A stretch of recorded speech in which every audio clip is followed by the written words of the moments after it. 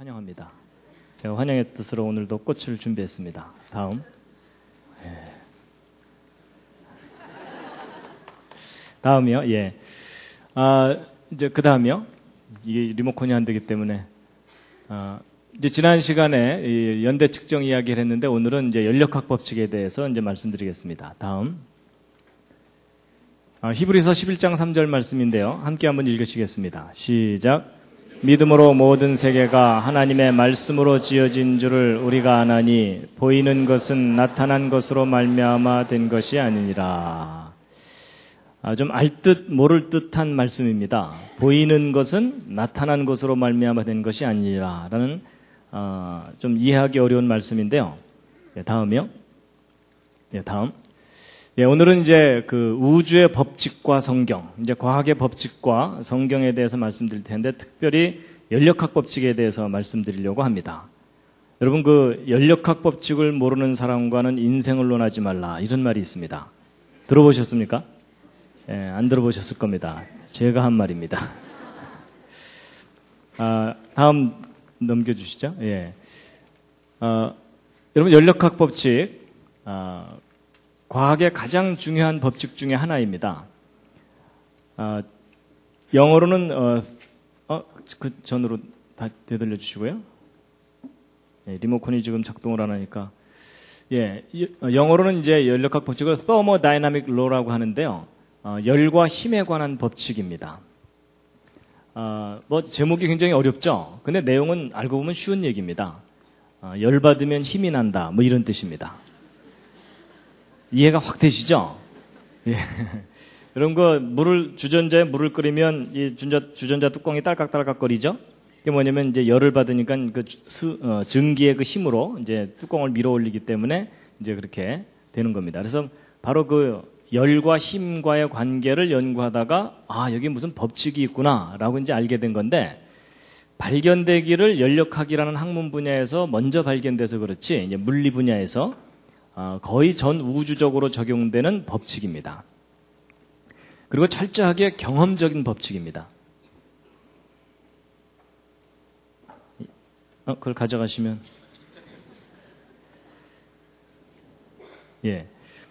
철저하게 경험적인 법칙인데요. 다음 한번 넘겨주시죠. 제가 이제 지난번에 그 전반기 때 봄에 말씀드릴 때 과학에 대해서 얘기하면서 법칙과 이론의 차이를 설명드린 적이 있었습니다. 둘 중에 어느 쪽이 확실한 거라 그랬죠? 법칙입니다. 법칙은 증명이 된 것을 법칙이라고 하기 때문에 법칙은 확실한 것이고 이론은 다시 관찰할 수 없고 또는 다시 관찰할 수 있다 하더라도 예외들이 자꾸 생기기 때문에 이제 이론이라고 합니다. 그래서 과학자들이 법칙을 발견하고 난 다음에도 그 법칙에 반대되는 증거들이 생길 때 그 법칙을 버립니다. 그런데 이제 이 연력학 법칙은 발견된 이후로 지금까지 반대되는 증거가 없는 과학의 가장 근본적인 법칙입니다. 한번 눌러주시고요. 그래서 이 법칙과 이론을 제가 설명드리면서 마치 올림픽에서 금메달과 은메달의 차이처럼 과학의 법칙은 금메달이고 이론은 은메달이다 이런 말씀을 드렸듯이 하여튼 법칙은 우리가 지금 현재까지는 믿어야 되는 이제 그런 것입니다. 다음이요. 그래서 이제 이 연력학 법칙에 대해서 먼저 좀 소개를 해드릴 텐데요. 이 연력학 법칙은 무엇에 관한 법칙이냐 하면 에너지에 관한 법칙입니다. 에너지라는 단어가 좀 생소하신 분들은 쉽게 얘기하면 밥에 관한 법칙이다 이렇게 생각하셔도 됩니다. 우리가 밥을 먹는 이유가 활동하기 위한 에너지를 얻기 위한 것이거든요. 그래서 이제 그 에너지에 관한 법칙인데 이 연력학 법칙은 여러 개가 발견이 됐는데 1법칙, 2법칙, 3법칙 이렇게 발견됐는데 이렇게 발견하다 보니까 1법칙보다도 더 기본적인 법칙이 나중에 발견돼 갖고 할 수 없이 그것을 0법칙 이렇게 해놨습니다. 다음. 그래서 이제 0법칙부터 3법칙까지 이렇게 쭉 있는데 그 중에 오늘 1법칙과 2법칙을 이제 주로 설명을 드릴 겁니다. 다음이요. 여러분 그 밥을 먹을 때 양이 중요합니까? 질이 중요합니까? 어느 쪽을 더 중요하게 생각하십니까? 둘 다 중요합니다. 그렇죠? 예. 아무리 좋은 음식도 뭐 이만큼 알약 하나 주고서 하루 버티라 그러면 신경질 나죠. 그렇죠? 그래서 이제 밥에도 양과 질이 있는 것처럼 이 에너지도 양과 질이라는 두 가지 측면이 있습니다. 그래서 첫 번째 법칙은 양에 관한 법칙입니다. 근데 그 양이 어떻게 된다는 거냐? 보존된다는 법칙입니다. 양이 보존된다. 그럼 이제 두 번째 법칙은 질에 관한 법칙이거든요. 근데 이제 그건 좀 이따 말씀드리기로 하고, 이제 이 에너지의 양이 보존된다는 법칙인데, 눌러주시죠. 여러분 그 예전에 물리 배우실 때 그 위치 에너지라는 거 배운 기억이 나십니까? 예, 물이 높은 곳에 있으면 위치 에너지가 있는데 그 물을 흘려 내려보내면 물레방아가 돌게 되죠. 돌면서 운동 에너지로 변합니다. 다음이요. 그리고 이제 저 운동 에너지, 물레방아 도는 걸 이용해서 이제 발전기를 돌리면 전기가 얻어지거든요. 다음 눌러주시죠. 예, 전기 에너지를 얻어지고 저 전기를 이용해서 전기를 켜게 되면 다음 빛과 열이라는 것을 이제 얻을 수가 있습니다. 그래서 높이 있던 물이 빛이나 열로 변하는 거예요. 그래서 이제 이 에너지가 형태가 자꾸 이렇게 변하는데 이제 과학자들이 매 순간순간 저 에너지를 다 합쳐봤더니 항상 똑같더라는 겁니다. 다음 장면요. 그래서 이 시간이 지남에 따라 더 눌러주시죠. 처음에는 위치 에너지만 있다가 그 위치 에너지가 운동 에너지로 변하고 또 그 다음이요. 눌러주시죠. 예. 그 운동 에너지의 일부가 전기 에너지로 변하고 또 그 다음에 이제 그것이 빛 에너지, 이렇게 다양하게 변하는데 매 순간순간 전체 합은 똑같다는 겁니다. 그래서 형태만 변할 뿐이지 전체 양은 똑같고 변하지 않는다. 이것이 이제 연력학 제1법칙. 에너지의 총량은 보존된다. 이런 법칙입니다. 뭐 이해하기는 쉬우실지 모르지만 저게 사실인지를 알아내려면 굉장히 어렵습니다. 정확하게 측정을 해야 되니까. 근데 이제 할 일 없는 과학자들이 다 측정을 합니다. 그래서 해봤더니 똑같더라는 겁니다. 그래서 이제 이게 에너지 보존의 법칙의 첫 번째 법칙인데, 이런 거 보존의 법칙 이러니까 예전에 배운 것 중에 뭐 떠오르는 거 있지 않으십니까? 질량 보존의 법칙 기억나시죠? 예, 다음이요. 여러분 질량 보존의 법칙. 여러분 질량 보존의 법칙은 뭐죠? 내용이? 어떤 반응이 일어나기 전하고 일어난 후하고 질량이 똑같다죠? 그렇죠? 그래서 이제 질량 보존의 법칙인데, 근데 여러분 혹시 질량 보존의 법칙이 깨졌다는 거 아십니까? 옆에 있는 분한테 한번 물어보시죠. 깨졌대요?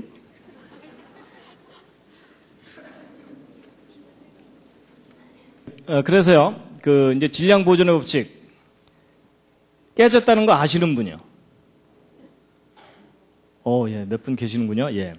여러분 그 법칙이 깨진다는 말은 예외가 있다는 말이거든요. 근데 질량 보존의 법칙이 적용되지 않는 실제 예가 발견됐습니다. 이제 그게 뭐냐면 핵융합이라고 하는 여러분 핵폭탄 아시죠? 요즘 이제 한국이 그것 때문에 지금 떠들썩한데 핵을 분열시키면서 폭발을 일으키는 경우가 있고 핵을 합치면서 이 폭발을 일으키는 경우가 있거든요. 근데 이제 핵융합을 하다 보니까 질량이 사라지는 현상이 관찰된 거예요.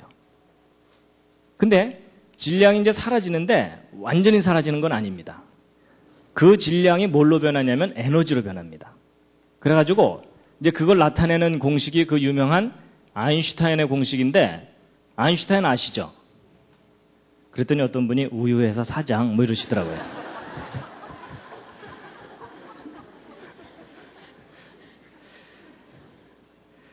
이게 그 유명한 그 아인슈타인의 공식인데요. 여러분 이 아인슈타인의 공식이 뭐냐면 에너지는 질량에다가 이게 C가 비타민 C가 아니라 그 빛의 속도입니다. 그래서 질량에다가 빛의 속도의 제곱을 곱한 것과 같다. 뭐 이런 뜻이거든요. 근데 이제 저게 예, 알겠습니다.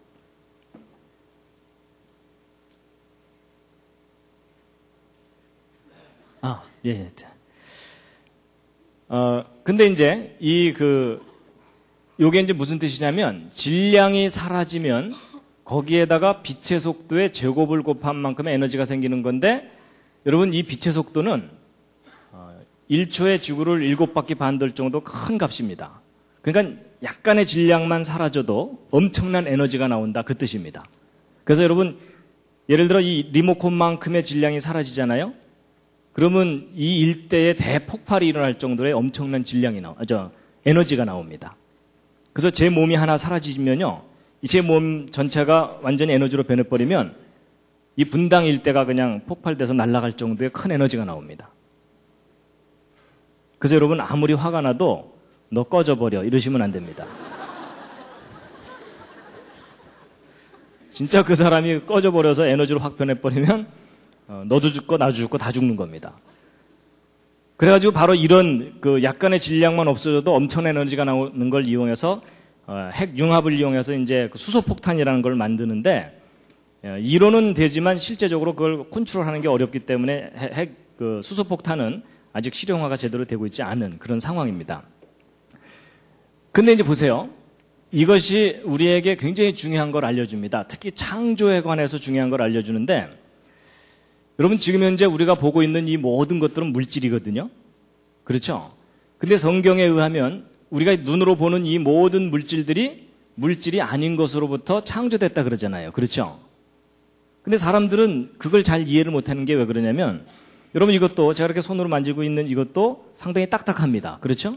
근데 이렇게 딱딱한 것들이 nothing에서 생길 수 있다는 것이 사람들한테는 잘 이해가 안 가는데, 근데 저 공식을 잘 들여다보면 여러분 모든 물질은 질량을 갖고 있는데 그 물질이 아닌 것으로부터 생겨날 수 있다는 얘기입니다.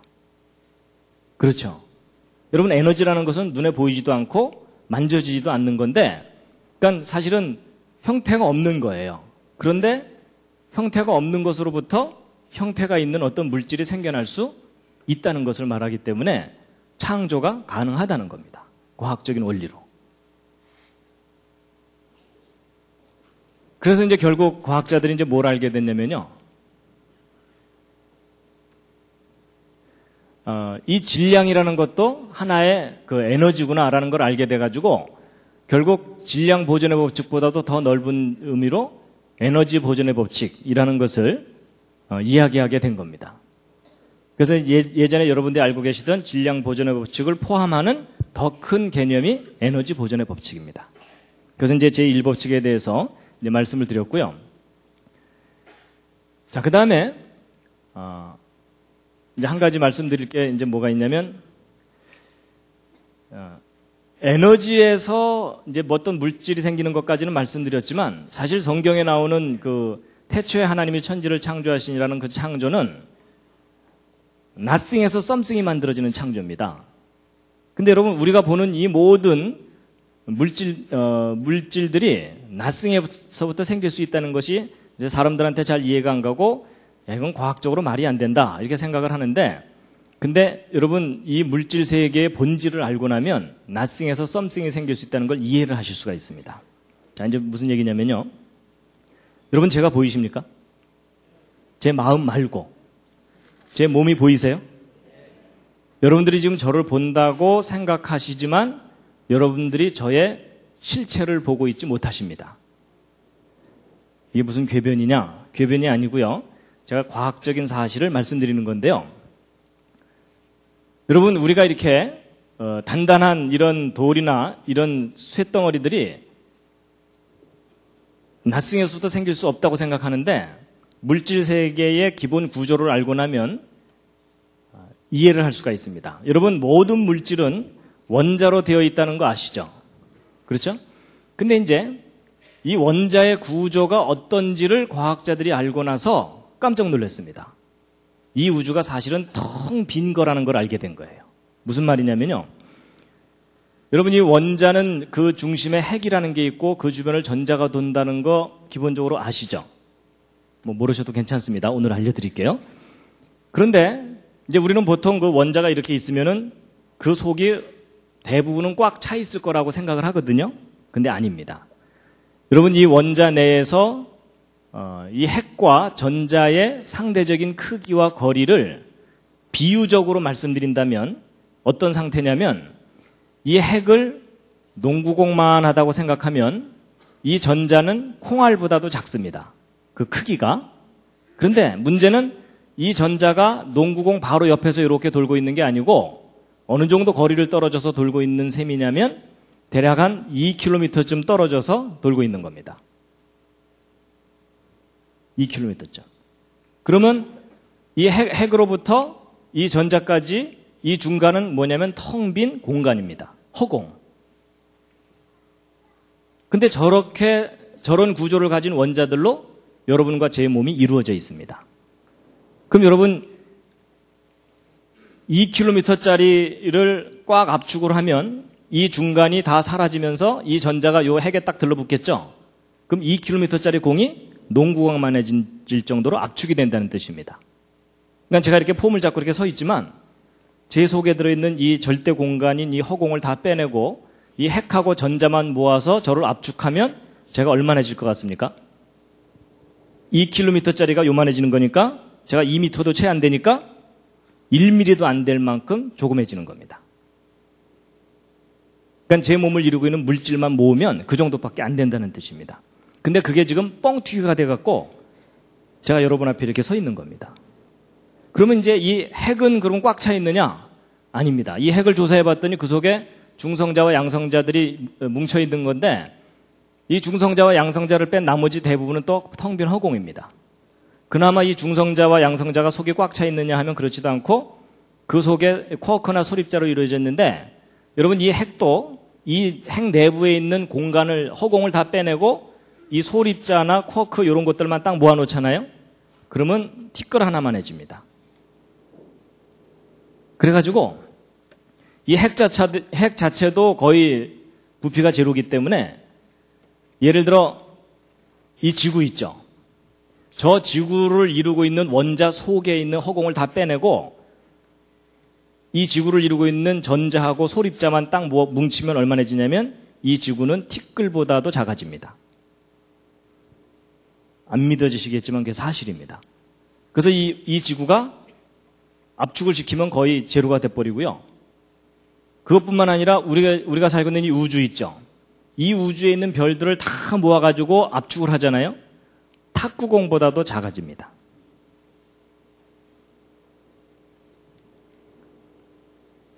여러분 옆에 있는 분 한번 살짝 만져보시죠. 만져지시나요? 그런데 사실은 그 옆에 있는 분이 그 속은 텅 비어 있는 겁니다. 이건 철학적인 얘기가 아니고 과학적인 사실을 알려드리는 겁니다. 그래서 여러분 이 물리학자들이 이 내용을 알기 때문에 빅뱅 이론이라는 걸 얘기하는 이유가 바로 그겁니다. 이 우주를 압축하면은 탁구공보다도 작아지는데 그런 탁구공보다도 작은 알이 이 우주가 맨 처음 시작될 때 있었는데 그게 뻥 터져가지고 이 우주가 생겨났다는 이론이 빅뱅 이론입니다. 그러니까 그 문제의 본질은 뭐냐면 이 우주는 원래 낫싱이라는 얘기입니다. 그나마 이 전자나 소립자도 그 내부 구조가 꽉 차 있는지 비어 있는지 모릅니다, 아직. 그래서 여러분, 이건 과학적인 사실이기 때문에 이제 드디어 옆에 앉은 분에게 또 하나의 진실을 얘기해 줄 시간이 왔습니다. 한마디 하셔야 되는데 그 말을 하면 옆에 있는 분이 굉장히 기분 나빠하실 겁니다. 그게 뭐냐면 일단 우리말로 하면 너무 심하니까 영어로 하겠습니다. 옆에 있는 분에게 이런 얘기를 하시면 됩니다. You are nothing.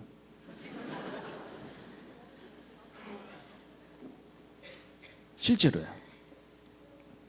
이걸 우리말로 하면 어떻게 됩니까? 당신은 아무것도 아니야. 이 얘기입니다. 그래서 여러분 우리가 사실은 이렇게 폼 잡고 이렇게 있지만요. 이 뻥튀기 돼가지고 이렇게 부풀려져 있는 거지 우리의 몸을 이루고 있는 물질적인 실체는 거의 티끌 하나입니다. 근데 이걸 뻥튀기처럼 딱 부풀려 놓으신 분이 계시는데 그분이 바로 창조자 하나님이십니다. 그래서 우리가 썸씽인 것처럼 이렇게 살지만 우리의 본질 자체가 nothing입니다. nothing인데 썸씽처럼 펼쳐져 있는 겁니다. 그래서 이 우주도 제로고요.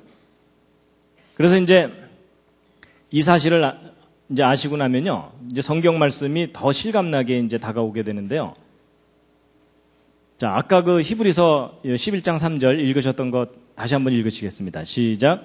믿음으로 모든 세계가 하나님의 말씀으로 지어진 줄을 우리가 아나니 보이는 것은 나타난 것으로 말미암아 된 것이 아니니라. 여러분, 이 보이는 것, 이게 뭐냐, 우리 눈에 보이는 이 모든 것들이요, 이렇게 나타나 있는 것이 본질이 아니라는 겁니다. nothing이 something처럼 펼쳐져 있는 거라는 겁니다. 그래서 여러분 혹시 요 구절이 어디서 나오는 건지 아십니까? 불교 조금 아시는 분들은 아실 텐데 이게 반야심경에 나오는 구절이거든요. 색즉 시공, 공즉 시색인데 보이는 것은 곧 텅 빈 것이고 텅 빈 것이 곧 보이는 거다, 이런 뜻이거든요. 근데 바로 이제 이 성경 말씀하고 같은 맥락의 이야기입니다. 그렇다고 여러분 불경 믿으라는 얘기가 아닙니다. 불경 속에도 뭔가 이 우주의 본질에 대해서 이해를 하고 써놓은 구절이 있기는 있다, 그 얘기를 하는 거고요. 어쨌든 이 우주가 원래 텅 빈 겁니다. 그래서 이제 성경 말씀을 같이 보실 텐데요. 욥기서 10장 9절 함께 한번 읽으시겠습니다. 시작. 기억하옵소서. 주께서 내 몸 지으시기를 흙을 뭉치듯 하셨거늘 다시 나를 티끌로 돌려보내려 하시나이까. 우리가 원래 nothing이라는 뜻입니다. 그리고 같은 맥락의 말씀인데 시편 90편 3절이요. 함께 읽으시겠습니다. 시작. 주께서 사람을 티끌로 돌아가게 하시고 말씀하시기를 너희 인생들은 돌아가라 하셨사오니. 자, 야고보서 4장 14절도 함께 읽겠습니다. 시작. 내일 일을 너희가 알지 못하는도다. 너희 생명이 무엇이뇨? 너희는 잠깐 보이다가 없어지는 안개니라.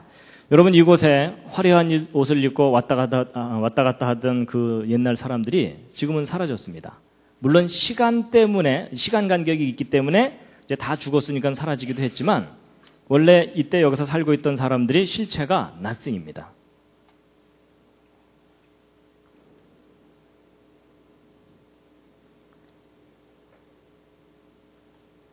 사람 정도가 아니고요. 이사야서 40장 15절 읽으시겠습니다. 시작.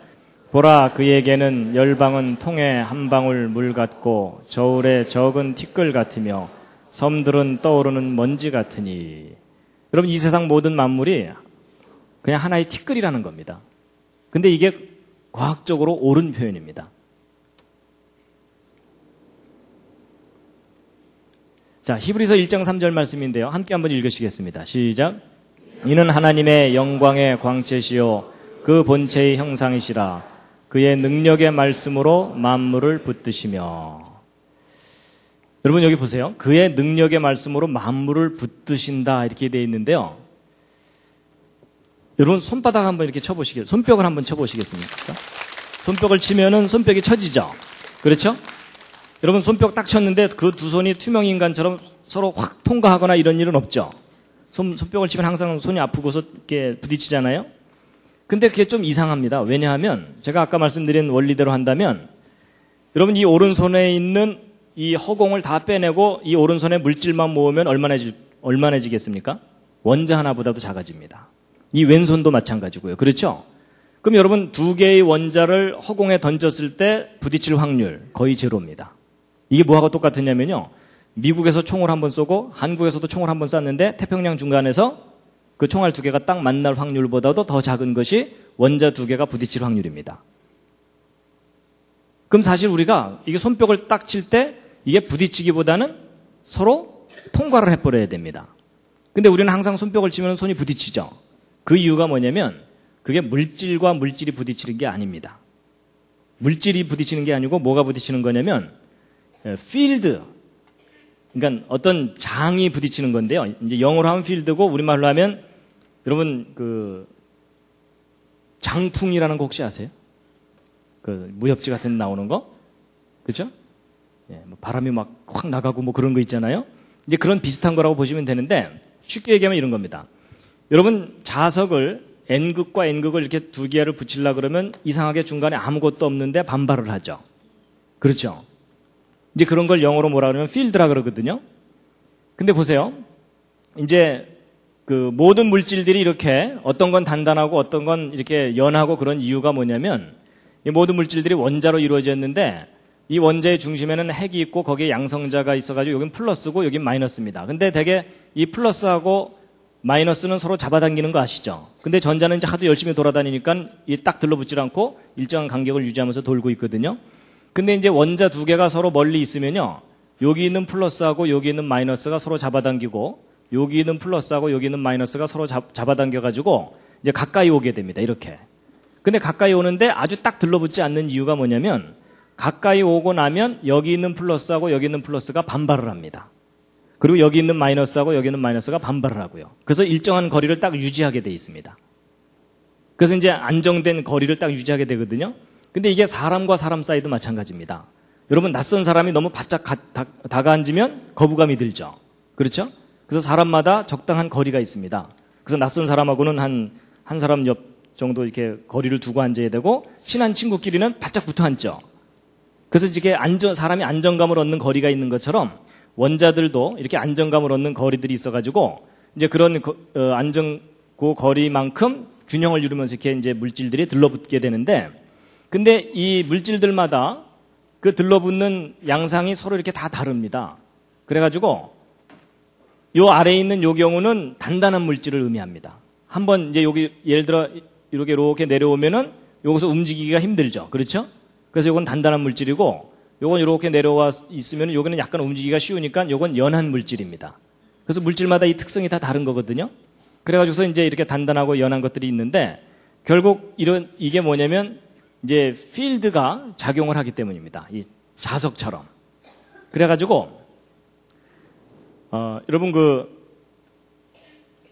고철 같은 거 처리하는 이 수집장 같은 데 가면 전기로 자석을 만들어가지고 고철들을 옮기는 걸 하는 경우가 있습니다. 그래가지고 이제 포크레인 비슷한 거가 있어가지고서 여기에 그 전기를 딱 가하면은 자석이 돼가지고 이 고철 더미 위에다 올려놓으면 막 고철들이 막 달라붙습니다. 이제 달라붙은 걸 가지고 이렇게 옮겨다가 전기를 딱 풀어버리면은 그냥 우수수 떨어져 버리죠. 그래서 이제 물질들마다 저런 이 필드가 작용할 때만 서로 달라붙고 그렇게 되게 돼 있거든요. 그래서 우리가 손뼉을 딱 칠 때 서로 부딪히는 것은 물질들이 부딪히는 게 아니라 자석의 N극과 N극이 서로 반발하는 것 같은 그런 필드가 반발을 하는 겁니다. 근데 만약에 저 필드를 스위치를 딱 꺼버리면 어떻게 되냐면 이 오른손과 왼손이 서로를 인식을 못하기 때문에 통과해버립니다. 그래서 이제 이게 무슨 말이냐면 하나님께서 모든 물질들이 이런 플러스와 마이너스가 서로 작용을 해가지고 들러붙을 존재할 수 있도록 원리를 두신 거거든요. 근데 이제 하나님께서 어느 날 없던 일로 하자 하고서 저 필드의 스위치를 딱 꺼버리면 어떻게 되겠습니까? 이 우주가 그냥 사라져버립니다. 그러니까 하나님께서 이 우주를 창조하셨다는 말이 뭐냐면 저런 원리와 법칙을 어느 날 딱 두셨기 때문에 모든 물질들이 존재하는 겁니다. 근데 어느 날 하나님께서 스위치를 딱 꺼버리면 이 모든 물질이 그냥 안개처럼 사라져버립니다. 그래서 하나님께서 창조하셨다는 말은 모든 물질이 존재할 수 있는 이런 원리와 법칙을 두셨다는 그런 의미입니다. 그래서 이제 히브리서 1장 3절에 그의 능력의 말씀으로 만물을 붙드신다라는 말이 하나님께서 모든 물질이 존재할 수 있도록 원리와 법칙을 정해두셨기 때문에 존재한다는 뜻입니다. 근데 그 원리와 법칙을 어느 날 딱 꺼버리면 이 우주가 사라져버리는 겁니다. 그래서 이사야서 40장을 보면은 함께 읽으시겠습니다. 시작. 그 앞에는 모든 열방이 아무것도 아니라 그는 그들을 없는 것 같이 빈 것 같이 여기시느니라. 그런즉 너희가 하나님을 누구와 같다 하겠으며 무슨 형상에 비기겠느냐. 여러분 하나님께서는 모든 것들을 없는 것처럼 빈 것처럼 여기신다고 되어 있는데 여기시는 게 아니라 사실은 모든 게 텅 빈 겁니다. 이 우주에 있는 모든 물질들이. 로마서 4장에 있는 말씀인데 함께 읽으시겠습니다. 시작. 그의 믿은 바 하나님은 죽은 자를 살리시며 없는 것을 있는 것 같이 부르시는 이시니라. 여러분 없는 것을 있는 것처럼 부르면 존재한다는 거거든요. 제가 예전에 예수님의 기적 중에 오병이어의 기적, 떡 5개와 물고기 2마리로 10,000명 이상이나 되는 사람들을 배불리 먹였다 그랬죠. 근데 보통 사람들은 떡 5개 물고기 2마리 해봤자 요만큼이고 그 다음에 10,000명 이상 먹을 음식은 아마 이 가득 놔야 될 정도로 많잖아요. 근데 요만한 음식이 어떻게 이 방 가득만큼으로 변할 수 있느냐? 그걸 사람들이 잘 이해를 못 하거든요. 근데 여러분, 아까 제가 말씀드린 그 원리를 이해하시면 이게 이해가 됩니다. 여러분, 이 방 가득 있는 음식을 압축해봤자 얼마나 하다고요? 거의 제로예요. 그렇죠? 그리고 떡 5개, 물고기 2마리를 압축해봤자 그것도 역시 제로죠? 그러니까 창조하신 하나님은 아무것도 없는 것으로부터 뭔가 썸씽을 만들어내실 수 있다는 얘기입니다. 그래서 오병이의 기적은 이 물질 세계가 원래 텅 빈 거다라는 걸 이해하면 과학적으로도 이해가 될 수 있는 부분입니다.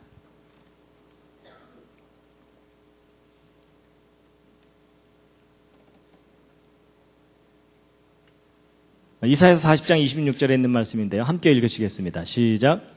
너희는 눈을 높이 들어 누가 이 모든 것을 창조했나 보라. 여러분, 지금 우리가 보고 있는 이런 물이나 흙이나 나무나 이 구름이나 이 무지개나 이 모든 것들이 우리가 썸씽이라고 생각하지만 저것들이 본질적으로 낫승입니다. 근데 하나님께서 어떤 원리와 법칙을 두셔서 우리 앞에 저렇게 쫙 펼쳐놓으신 겁니다. 근데 하나님께서 어느 날 없던 일로 하자 하고 탁 스위치를 꺼버리시면 이 우주가 그냥 사라져버립니다. 그래서 성경에 보면은 하늘이 두루마리처럼 말리고 체질이 불에 풀어지듯이 풀어진다는 말이 하나님께서 정하신 원리와 법칙을 없애버리시면은 이 우주가 그냥 통째로 사라질 수 있다는 얘기입니다.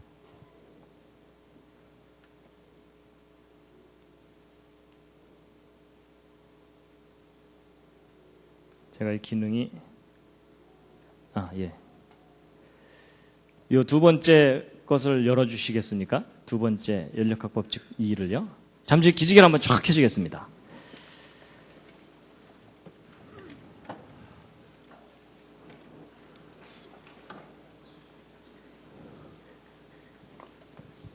자, 이 리모컨이 고장이 나는 바람에 스텝이 엉켜가지고 지금까지는 좀 별로 재미없으셨죠?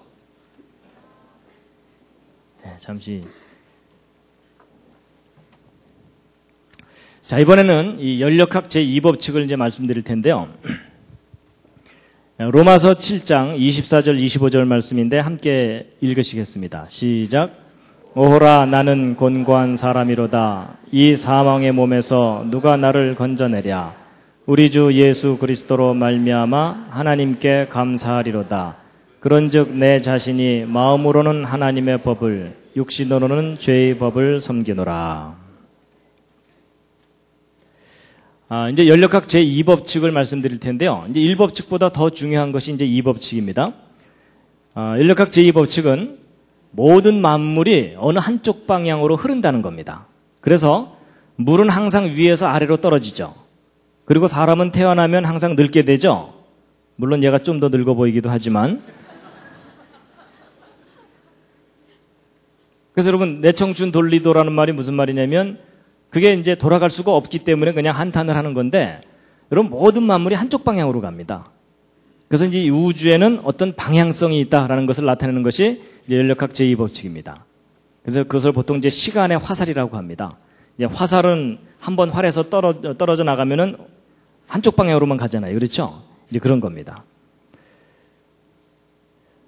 연력학 제2법칙은 아까 첫 번째 법칙은 양에 관한 법칙인데 두 번째 법칙은 품질에 관한 법칙입니다. 근데 이 품질이 점점 나빠진다는 법칙입니다. 그래서요, 여러분, 잔잔한 물에다가 돌멩이를 던지면 이 파동이 일잖아요, 이렇게. 그러다가 시간 지나면 이 파동이 점점 줄어들게 되죠. 그래서 결국은 다시 잔잔해지는 거잖아요. 그래서 높낮이가 처음에 있다가 그게 점점 이렇게 줄어들게 되는 것을 나타내는 것이 이제 연력학 제2법칙인데, 높낮이가 클 때는 물레방아를 아주 힘차게 돌릴 수가 있습니다. 근데 높낮이가 낮아지면은 물레방아를 힘차게 못 돌리죠. 그래서 뭔가 처음에는 의욕적으로 시작했다가 그 의욕이 점점 사라져가는 그런 걸 나타내는 법칙이 연력학 제2법칙입니다. 그래서 커피도요, 뜨거운 거 갖다 놓고서 한참 시간 지나다 보면 식어버리죠. 이런 미지근한 거 갖다 놨는데 한참 일하다 보니까 옆에서 펄펄 끓더라. 이런 일은 절대 안 일어납니다. 그래서 우리가 늘 경험하는 현상들을 과학자들이 법칙으로 정리해 놓은 것인데요. 그래서 이제 연력학 제2법칙은 고급 에너지가 저급 에너지로 변해간다. 이런 걸 나타내는 건데, 이제 이 연력학 제2법칙을 다양한 학문 분야에서 다양하게 표현을 하는데, 고전연력학. 이 고전연력학은 뭐냐면, 맨 처음에 증기기관차 만들어냈던 사람들이 이제 연구해서 알게 된 건데, 에너지는 항상 소모된다는 겁니다. 그래서 아까 이 물이 높은 곳에 있을 때 위치 에너지가 있다 그랬죠? 근데 이 물을 여기 흘려보내고 나면은 더 이상 이 물레방아를 돌릴 수가 없게 됐죠. 위치가 낮아지면서. 그래서 이 위치 에너지가 예를 들어 처음에 1000만큼 있었는데 이걸 흘려내려보내면 위치 에너지가 제로가 되기 때문에 에너지가 소모가 됩니다. 근데 이제 이렇게 얘기하면 어떤 분들은 소모가 되긴 뭐가 소모되냐? 이거 다시 퍼올리면 1000을 얻을 수 있지 않느냐? 이런 생각이 드시죠? 근데 여러분 세상에 공짜가 어디 있어요? 이거 퍼올리려면 에너지가 또 들죠. 근데 과학자들이 이거 퍼올릴 때 얼마나 에너지가 드는가를 측정을 해보았더니 항상 1000보다 큰 에너지가 들어요. 그러니까 1000을 얻자고 1000보다 더 큰 걸 소모해야 되죠. 그럼 결국 전체적으로 손해예요, 이익이에요? 전체적으로 손해입니다. 근데 항상 이런 일이 일어난다는 게 법칙입니다. 그러니까 우리가 에너지를 사용하면 사용할수록 점점 소모된다. 이게 법칙입니다. 그럼 여러분 에너지가 다 소모되고 나면 모든 것들이 정지해버리죠? 그럼 이 우주가 죽게 된다는 뜻입니다. 그래서 이걸 연장해서 생각하면 결국은 이 우주는 언젠가는 죽는다라는 걸 나타내는 법칙이 연력학 제2법칙입니다. 그래서 여러분 사람도 마찬가지입니다. 여러분 사람이 열심히 먹고 난 다음에 가끔 힘주죠? 그렇죠? 근데 여러분 사람이 물레방아하고 똑같아요. 우리가 먹는 이 음식은 고급 에너지입니다. 근데 이 뒤로 내보내는 것은 저급 에너지죠? 그렇죠? 그래갖고 바로 요것과 요것의 차이를 이용해가지고 사람들이 이렇게 활동하면서 사는 겁니다. 물레방아하고 원리가 똑같죠? 그렇죠? 그 다음에 이제, 여러분 이 자전거 중에 옛날 어른들은 아실 텐데 발전기 달린 자전거 아시죠? 그래서 밤에 이제 어두워지면은 이 발전기를 바퀴 쪽에다 딱 붙여놓으면은 뱅뱅뱅 돌아가면서 전기를 이렇게 내게 됩니다. 근데 이 맹구가 이걸 가만히 보더니 기가 막힌 아이디어를 생각해냈어요. 뭐냐면 이 전기를 이용해서 불을 켤 게 아니고 이 전기를 이용해서 이 뒤에다가 모터를 돌리면 모터가 돌아가면 뒷바퀴 돌아갈 거고 뒷바퀴 돌아가면 앞바퀴 돌아갈 거고 앞바퀴 돌아가면 전기가 생길 거고 이 전기로 다시 뒷바퀴 돌리면 한번 싹 페달만 한번 밟아주면 저절로 부산까지 가겠죠? 근데 이런 일이 실제로 일어날까요? 안 일어날까요? 안 일어납니다. 왜냐하면 여기서 열심히 페달 밟아도 전기를 100% 생산해내지 못하고 이 전기가 모터를 100% 돌리지 못해요. 그러니까 한번 돌아오고 나면 에너지가 줄줄줄 다 새버려요. 그러니까 그 다음에 또 우리가 또 페달을 밟아야 되거든요. 그래서 에너지가 자꾸 소모가 되기 때문에 우리가 계속 힘들게 에너지를 투입하면서 살아야 되는 그런 원리가 작용하는 게 이제 연력학 제2법칙입니다. 그래서요, 이 연력학 제2법칙을 나타내는 것이 이제 뭐냐면 항상 이 새 것이 낡은 것으로 변해가는 것을 나타내는 겁니다. 이게 연력학 제2법칙인데요. 여러분, 집을 만들어 놓고 나면 이 집이 점점 낡아져 가지고서 무너지지 이런 벽돌들이 저절로 이렇게 막 질서 있게 세워지지 않잖아요. 그래서 이런 벽돌들이 이렇게 질서 있게 세워지려면 지혜와 능력으로 에너지를 투입해야만 이렇게 질서가 생깁니다. 그래서 화산이 폭발해가지고 저절로 집이 안 생기는 이유는 질서가 무질서로는 가지만 무질서가 질서로는 자동적으로 안 갑니다. 그래서 이제 우리가 이런 법칙 하에 살고 있기 때문에 항상 질서가 무질서로 이제 가는 것을 겪고 있기 때문에 우리가 끊임없이 청소해야 되고 이런 겁니다. 여러분 한 달 동안 머리를 안 감았는데 늘 감은 듯한 머리더라. 이런 일은 절대 안 일어납니다. 여러분 맛있게 먹고 나면은 꼭 설거지 해야 되죠. 그렇죠? 그래서 우리가 활동하면 활동할수록 무질서가 주변에 늘어나게 돼 있거든요. 여러분 처음 들어올 때는 정돈이 잘 돼 있다가 여러분 가고 나면 막 쓰레기도 남고 뭐 이러잖아요. 그게 질서가 무질서로 자연스럽게 간다는 법칙입니다. 그래서 특히 이 어린 아이들은 이 무질서를 만드는 데 선수입니다. 근데 사람이 성숙하게 되면 자기가 에너지를 투입해서라도 질서를 세웁니다. 그래서 교회도 마찬가지입니다. 다른 사람을 배려하는 그런 마음이 없는 성숙하지 않은 사람들이 교회에 많이 모이면 교회가 많이 어지러워집니다. 근데 남을 배려할 줄 아는 성숙한 사람이 있으면 교회에 질서가 생기거든요. 그래서 사람은요, 가만히 내버려두면 타락하게 돼 있습니다. 맞죠? 그게 연력학 제2법칙입니다. 그리고 여러분, 강의 듣고서 나가면서 곧바로 잊어먹으시죠? 그것도 연력학 제2법칙에 해당됩니다. 그렇죠? 예, 그런 겁니다. 그리고 보통 이제 이 예배 딱 참석했을 때는 오늘은 끝까지 들어보자 이러지만 조금 시간이 지나면 혼수 상태로 접어들죠? 뭐 작심삼일 이런 모든 내용들이 바로 연력학 법칙에 해당됩니다. 그래서 맨 처음 완전했던 상태에서 점점 불완전한 상태로 자연스럽게 내려간다는 것이 연력학 제2법칙입니다. 그래서요, 이 연력학 제2법칙에 관련해서 이제 그 한 가지 설명드릴 게 뭐냐면요. 여러분 금 좋아하시죠? 금. 근데 이제 이 금을 보시면, 보통 금은방에 가서 순금을 사면 보증서를 써주는데 거기에 몇 %라고 보통 돼 있던가요? 99.9 내지는 99.95 보통 그렇게 써줍니다.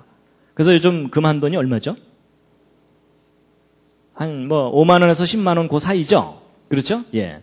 근데 이제 보통 일반 금은방에서 파는 금은 뭐 한 돈에 5만 원, 10만 원 이렇게 될 텐데 이런 반도체에 사용하는 금은 순도가 훨씬 높은 금을 써야 됩니다.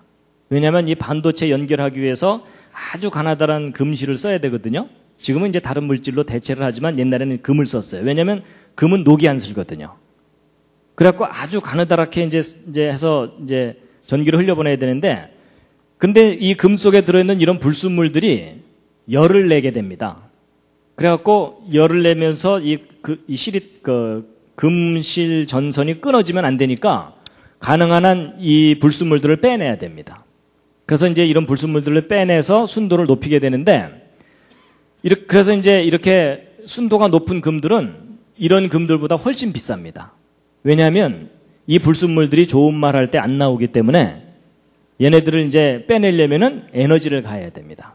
그래서 여러분 불순물이 들어있는 금을 순수하게 만드는 방법 중에 제일 간단한 게 뭔지 아십니까? 뜨겁게 가열해서 때리면 순수해집니다. 그게 이제 원리가 왜 그러냐면요. 뜨겁게 가열을 하면 금은 녹이 안 슬거든요. 근데 불순물들은 녹이 슬어요. 근데 그 불순물들이 되게 녹이 슬면 딱딱해집니다. 딱딱해지면 막 때리게 되면은 딱딱한 게 비스켓처럼 떨어져 나갑니다. 그래서 뜨겁게 가열해서 때리면 금이 아닌 것들은 떨어져 나가게 돼 있어요. 그러면서 점점 순수해집니다. 근데 여러분 이게 뭐하고 비슷하지 않습니까? 아이들 키울 때 아이들이 집안에만 있다가 바깥에 내보내면은 자꾸 친구들한테 뭐 나쁜 말 배워줘 뭐 하여튼 나쁜 짓 많이 배우잖아요. 그렇죠? 그럴 땐 어떻게 해야 됩니까? 때려야 됩니다. 때리면 어떻게 되나요? 순수해집니다. 이해가 되시죠? 근데 여러분 그 원리가 물질 세계에서도 똑같아요. 그래서 하나님이 창조하신 물질 세계의 원리와 우리 마음의 세계의 원리가 비슷합니다. 그래서 여러분 성경을 보면은 아이를 매질을 참아 못하는 자는 자식을 사랑하지 않는 거다라는 말이 나오거든요. 그 말이 진리입니다. 구타라는 얘기가 아닙니다. 뭔가 아이에게 잘못된 생각이 들어갈 때는요. 때려서라도 그것을 쫓아내줘야 된다는 겁니다. 그런데 이제 보세요. 여러분 순도가 낮은 금을 순도가 높은 금으로 만들려면 가열해야 되죠. 때려야 되죠. 그게 다 에너지고 그게 다 돈이잖아요. 그렇죠? 그러니까 순도를 높이려면은 항상 비싸집니다. 이 금이. 근데 이제 보통 이 구자가 뒤에 더 많이 붙을수록 더 순수해지는 거거든요. 근데 보통 이 구자를 한두 개 붙일 때마다 값은 몇십 %씩 뛰어요. 금값이. 그럼 여러분 생각해 보세요. 100%짜리 금을 만들려면 이 구자가 무한대로 생겨야 되죠. 그렇죠? 그렇다면 결국 주먹만한 금덩어리 하나를 100% 순수하게 만들 수 있을까요? 없을까요? 이게 불가능합니다. 우주에 있는 에너지를 다 쏟아부어도 금덩어리 하나를 100% 순수하게 만들지 못한다는 게 과학의 원리거든요. 쉽게 얘기하면 이 우주는 스스로 순수해질 수 없다는 의미입니다. 그래가지고 여러분 이 금에 불순물이 들어갈수록 질서가 무너지게 돼 있거든요. 그래가지고 우리는요 보통 이제 무슨 생각을 하냐면 이제 불순물이 들어간다는 얘기는 순수하지 못하다는 뜻이기 때문에 쉽게 얘기하면 이걸 타락 곡선이라고 생각하시면 불순물이 조금만 들어가도 금방 타락합니다. 그래서 이제 상당히 사람들이 점점 타락하게 되게 돼 있는데 보통 사람들이 조금 타락한 상태에서 정신 차리면 좀 착하게 살 수가 있습니다. 그런데 순수해지려고 노력하면 노력할수록 완전하게 100% 순수해진다는 게 불가능하다는 것을 깨닫게 됩니다. 그래서 보통 이제 교회 생활하다 보면 이런 일이 있어요. 엉망으로 살던 사람들이 마음 잡고 이제 좀 착하게 살잖아요. 그럼 교만해집니다. 나 정도는 돼야지 뭐 이러면서 이제 자기가 좀 순수해지고 난 다음에 별로 순수하지 않은 사람들을 비난을 하게 되는데 근데 그 사람이 정말 순수해지려고 노력하다 보면은 절망을 하게 됩니다. 이게 안 되는구나. 그래서 여러분 그 사도 바울이 아까 그 고백했던 거 있잖아요. 오호라 나는 곤고한 사람이로다. 이 사망의 몸에서 누가 나를 건져내려 했던 그 고백은요. 사도 바울이 엉망으로 살 때 한 고백이 아니고 거의 성자처럼 살 때 한 고백입니다. 그러니까 자기가 순수해지려고 노력하다 보니까 100% 순수해질 수 없다는 걸 깨닫게 되는 거예요. 그래서 인간이나 이 피조 세계가 스스로 순수해질 수 없기 때문에 완전해질 수 있는 방법은 뭐냐면 완전하신 하나님이 우리를 완전하게 해주시는 방법밖에 없다는 겁니다. 그래서 제가 이 물질 세계 속에서 이런 원리, 제가 이제 재료공학을 공부했기 때문에 저런 연력학 법칙 저런 거 배우거든요. 근데 이거 배우면서 제가 이 과학의 법칙하고 이 성경의 원리학과 똑같구나. 제가 그걸 깨닫게 됐습니다. 자, 그래서 이제 이 연력학 제2법칙의 아주 중요한 요점 중에 하나가 바로 이제 이 그림인데요. 잘 보세요. 지금 말씀드린 자연 법칙, 바로 연력학 법칙은 시간이 지날수록 질서가 무너진다는 법칙이죠. 근데 여러분 학교에서 가르치는 진화론은 뭐냐면 점점점 시간이 지나갈수록 무질서에서 질서가 생겨난다는 이론이죠. 여러분 제가 서두에서 뭘 말씀드렸냐면 법칙과 이론 중에 어느 쪽이 더 중요하다고요? 법칙이 우선이라 그랬죠? 그래서 여러분 그런 얘기를 하는 겁니다. 연력학 제2법칙 하나만 제대로 알아도 이 진화론이 근본적으로 잘못된 이론이라는 걸 알 수 있다라고 말하는 거가 바로 이겁니다. 근데 여러분 성경을 보면 맨 처음에 하나님께서 완전하게 만드셨던 때가 있고 그 이후로 타락했다고 돼 있죠? 그게 과학 법칙하고 통합니다. 그래서 여러분 과학의 법칙은 절대로 성경에 반대되지 않습니다. 오히려 과학의 법칙들이야말로 성경이 옳다는 것을 아주 강력하게 뒷받침해 줍니다.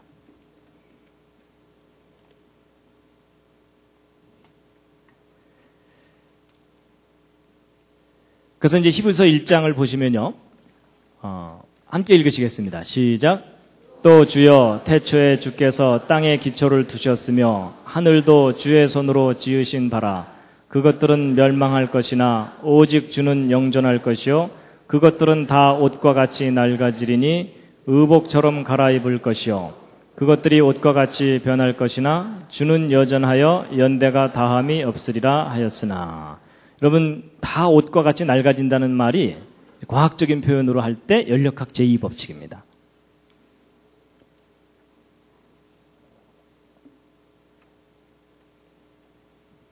자, 그 다음에 이제 마지막으로 이제 한 가지 더 말씀드릴 텐데요. 이제 세 번째 것을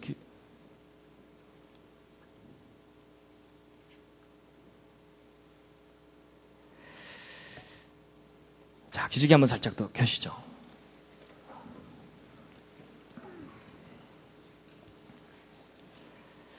자, 이제 마지막으로 이제 정말 중요한 부분이 이제 남았습니다. 뭐냐면,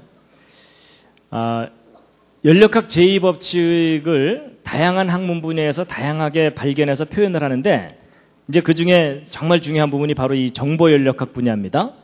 이 정보를 다루는 사람들이, 인포메이션을 다루는 사람들이 어떤 법칙을 발견했어요. 그게 뭐냐면, 정보는 전달될수록 변질된다는 겁니다.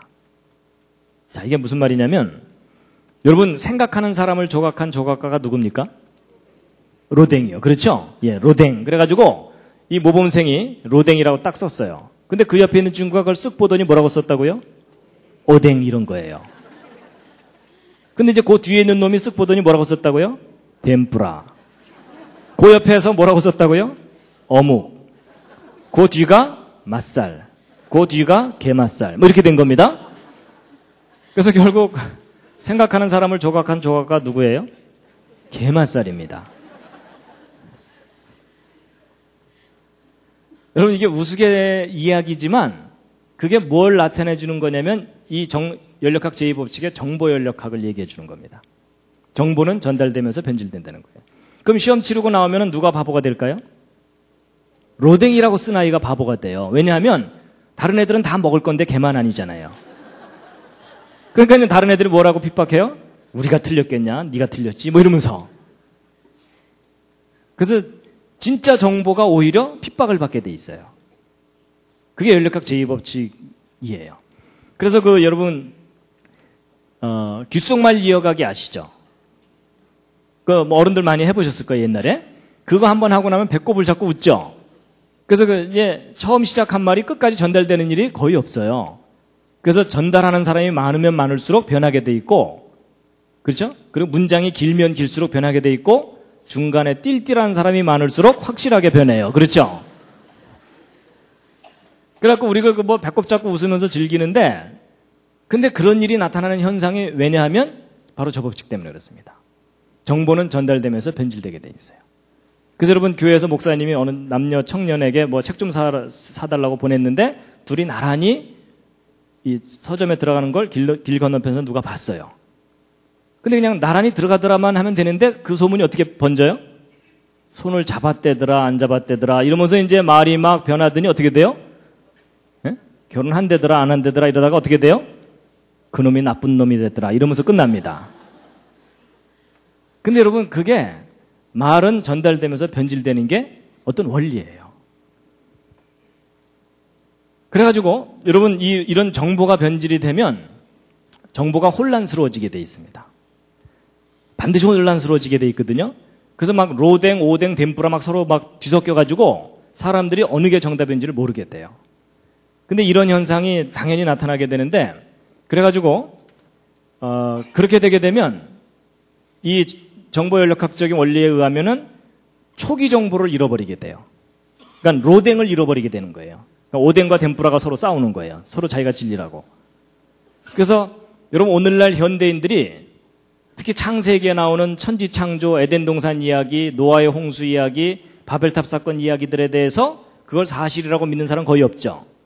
근데 여러분 그걸 이상하다고 생각하시면 안 됩니다. 바로 연력학 제2법칙의 원리 때문에 당연히 그렇게 되게 돼 있습니다. 그래서 오히려 그러니까 창세기를 역사적인 사실로 믿는 사람들이 말세에는 거의 없어지게 되어 있는 이유가 뭐냐면 바로 연력학 제2법칙의 원리 때문에 그렇게 되는 겁니다.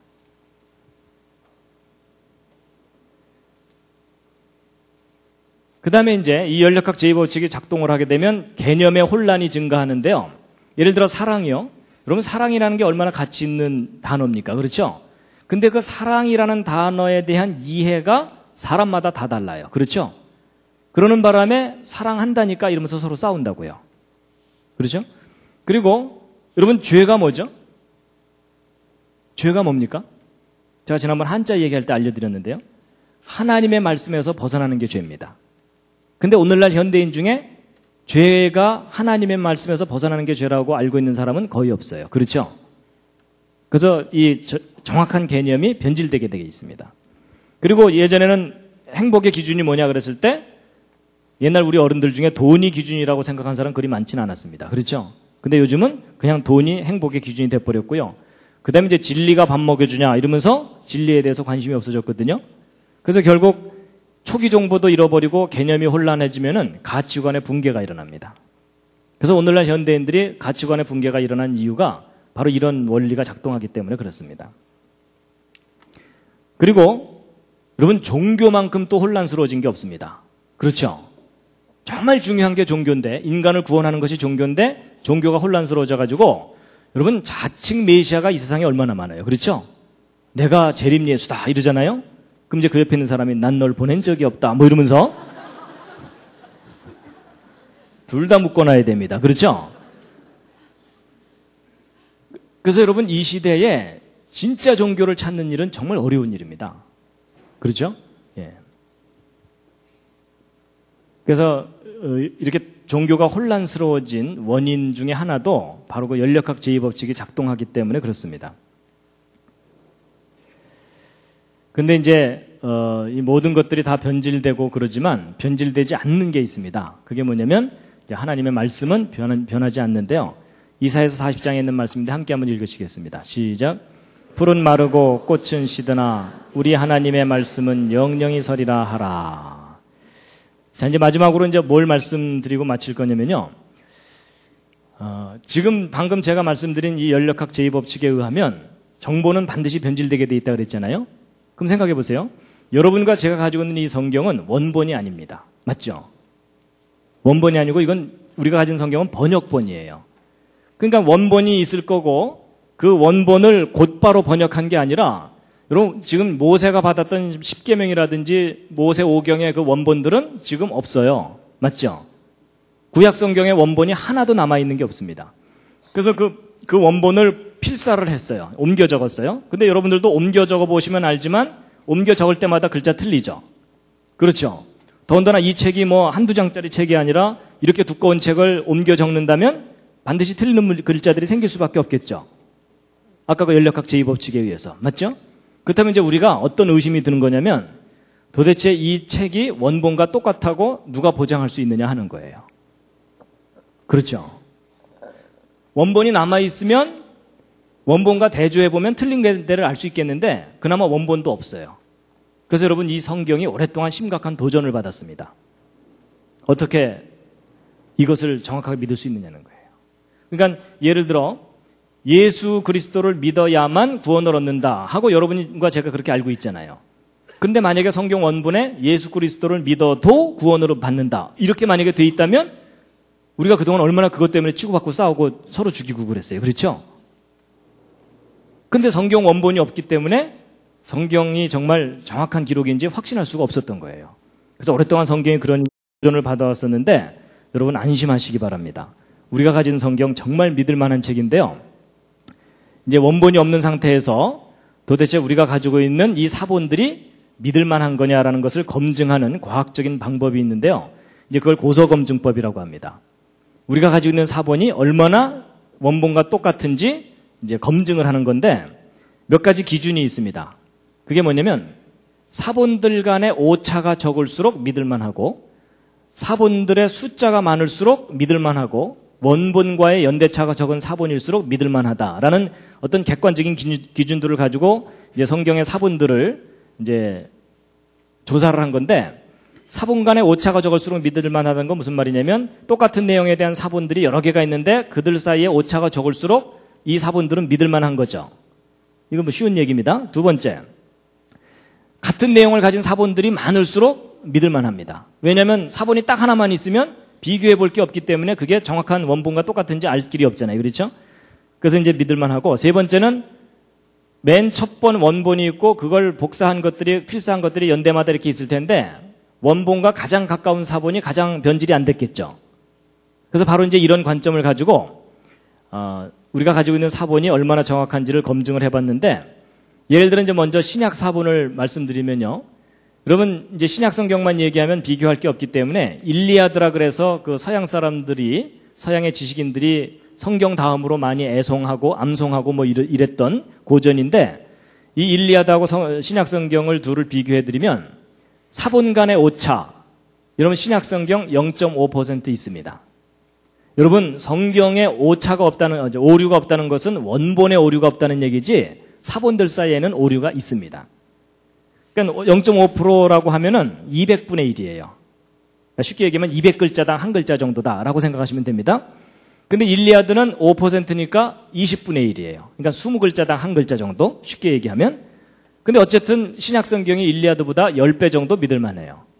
그다음에 이제 사본 숫자 신약 성경 2만 권 이상 발견됐고요. 일리아드는 600여 권이 있어요. 그래서 사본 숫자만 비교해 보아도 40배 정도 신약 성경의 숫자가 훨씬 많으니까 믿을 만합니다.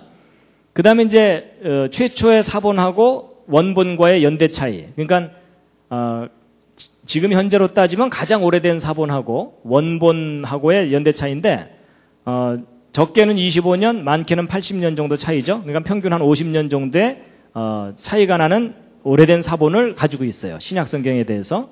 근데 일리아드는 원본이 BC 900년인데 최초 사본이 BC 400년이니까 500년 정도 차이죠. 그래가지고서 이 사본들 연대 차이가 신약 성경이 10분의 1 정도로 적어요. 그래서 이제 이건 좀 단순 무식하긴 하지만 어쨌든 이것을 이제 계산을 해보면 신약 성경이 일리아드보다 한 4,000배쯤 믿을만하다 할 정도로 사본이 잘 보존되어 있는 거예요. 정확하게. 근데 여러분 아무래도 0.5% 오차가 있다는 거가 좀 꺼림직하시죠? 근데 여러분 저거에 너무 신경 쓰지 마시기 바랍니다. 저 오차가 어떤 오차냐면 별로 중요하지 않은 오차입니다. 예를 들어 예수께서 가라사대 이렇게 해야 되는데 예수께서 가라사디 뭐 이렇게 썼다거나 이런 거예요. 그러니까 문맥을 잘못 이해할 정도의 오차가 있는 게 아니고 아주 단순한 오차들이 저 0.5% 오차의 대부분이에요.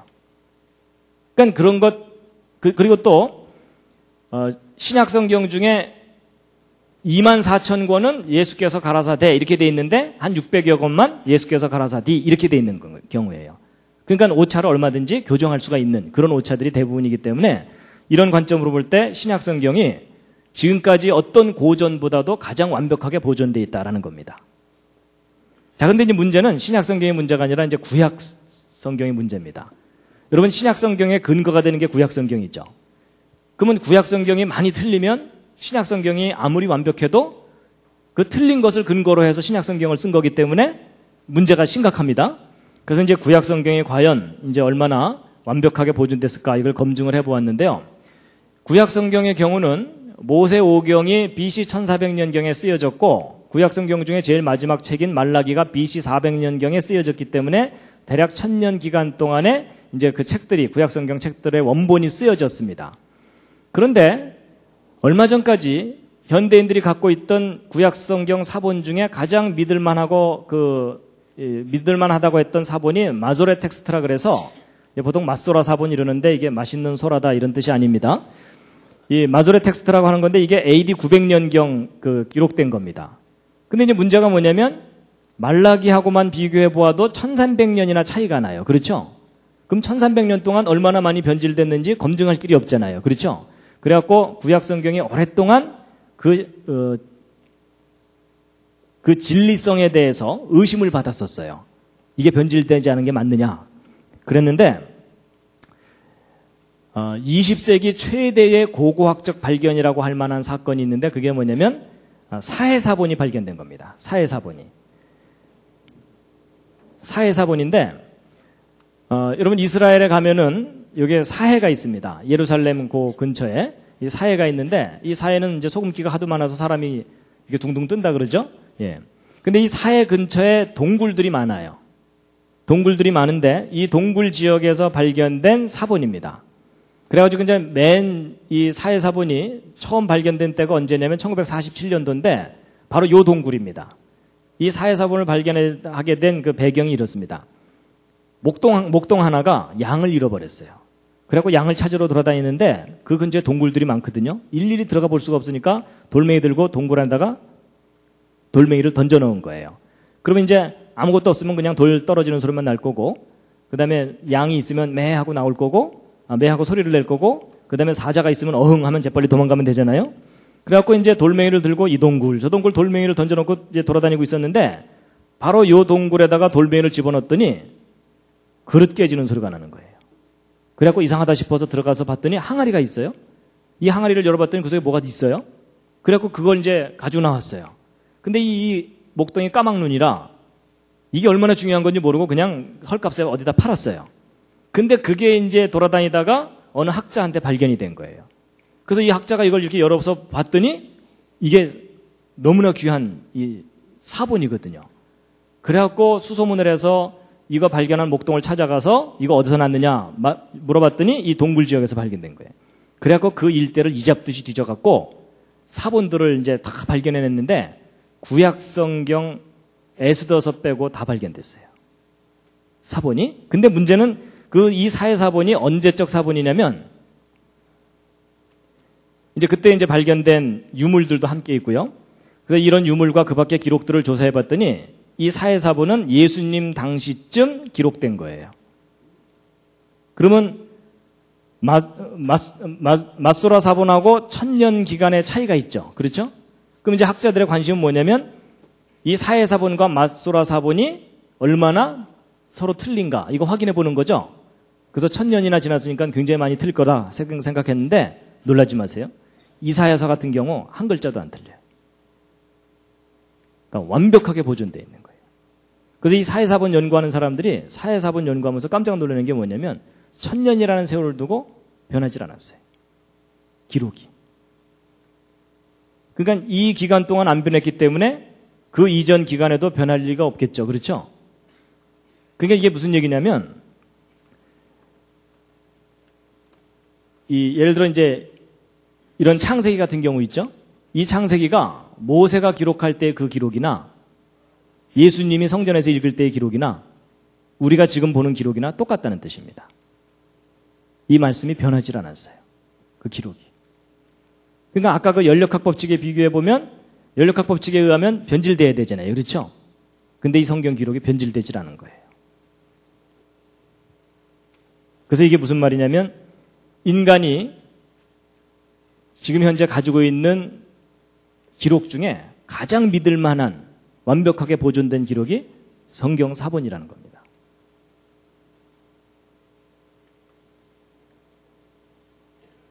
그래서 이사야 40장 말씀 다시 한번 읽겠습니다. 시작. 풀은 마르고 꽃은 시드나 우리 하나님의 말씀은 영영이 서리라 하라.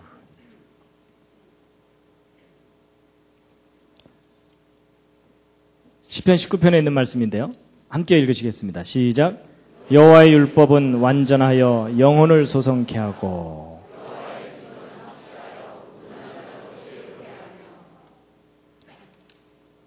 하나님의 율법이 이 완전하다는 것은 이제 내용이 완전하다는 것인데 보존도 완전하게 됐습니다. 그래서 이 사해사본의 발견은 금세기 최대의 고고학적 발견이라고 할 만한 아주 중요한 발견이었습니다. 성경이 믿을 만한 기록이다. 변질되지 않았다라는 것을 우리에게 확증해 주는 그런 발견이었습니다.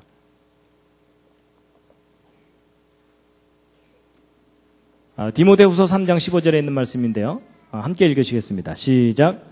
또 내가 어려서부터 성경을 알았나니 성경은 능히 너로 하여금 그리스도 예수 안에 있는 믿음으로 말미암아 구원에 이르는 지혜가 있게 하느니라. 뒤어 읽겠습니다. 시작. 모든 성경은 하나님의 감동으로 된 것으로 교훈과 책망과 바르게 함과 의로 교육하기에 유익하니 이는 하나님의 사람으로 온전케 하며 모든 선한 일을 행하기에 온전케 하려 함이니라. 자, 그래서 이제 오늘 연력학 법칙을 말씀드렸는데요. 기억나십니까? 기억 안 나셔도 괜찮습니다. 연력학 법칙 때문에 기억이 안 나시는 거거든요. 여러분, 첫 번째 법칙이 보존의 법칙이라고 그랬죠? 이 우주는 하나님이 처음 창조하신 모습 그대로 보존되고 있습니다. 그 외형적인 것은. 근데 문제는 변질이 되고 있다는 겁니다. 두 번째 법칙이 변질입니다. 그래서 이 변질의 법칙에 대해서 크게 세 가지 얘기를 했는데요. 첫 번째가 이제 에너지가 점점 고갈되기 때문에 이 우주는 결국은 사망을 당하게 된다. 그 얘기고, 질서가 점점 무질서해지면서 이 우주가 무질서 쪽으로 가고 있다라는 것이고, 그 다음에 정보가 점점 변질되기 때문에 사람들이 진리를 잃어버리게 된다. 그 얘기입니다. 근데 여러분, 저런 법칙이 작용하고 있는 이 우주 가운데에서 여러분과 제가 성경의 진리라는 것을 깨닫고 그걸 믿고 살아간다는 건 거의 기적입니다. 그래서 제가 이 연력학 법칙을 이해하고 나서는 야, 내가 성경을 진리라고 믿고 산다는 게 이게 기적이구나 라는 것을 알게 됐고 그것에 대해서 감사하고 있습니다.